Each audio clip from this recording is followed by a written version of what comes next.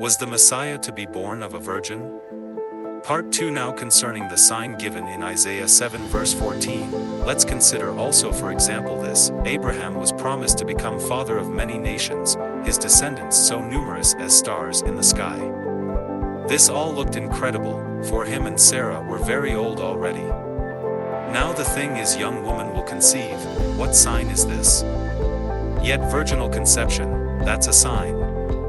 Also Emmanuel is as a name more likely to be given to the infant from conception out of a virgin, or maid, than of a young woman. In biblical terms, ha-alma is also used for a maid or virgin. The fact that Jesus Christ was the firstborn of all the creation hints also to virgin birth, rather than to a general conception, because such unnatural conception can better suit his divine origins. Micah 5 verses 2 and 3. But as for you, Bethlehem Ephrathah, too little to be among the clans of Judah, from you one will go forth for me to be ruler in Israel. His goings forth are from long ago, from the days of eternity. Therefore he will give them up until the time when she who is in labor has borne a child. Let's also notice that Micah 5 verse 3 does not speak of who is the father there also.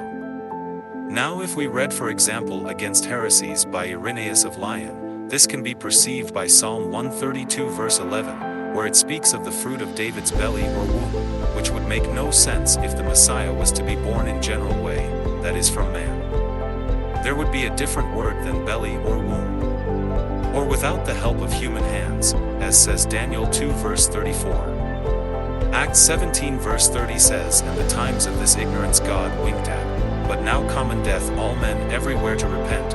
1 Corinthians 8 verse 6 mentions, yet for us there is but one God, the Father, from whom all things came and for whom we live, and there is but one Lord, Jesus Christ, through whom all things came and through whom we live. Romans 10 verse 9, if you declare with your mouth, Jesus is Lord, and believe in your heart that God raised him from the dead, you will be saved.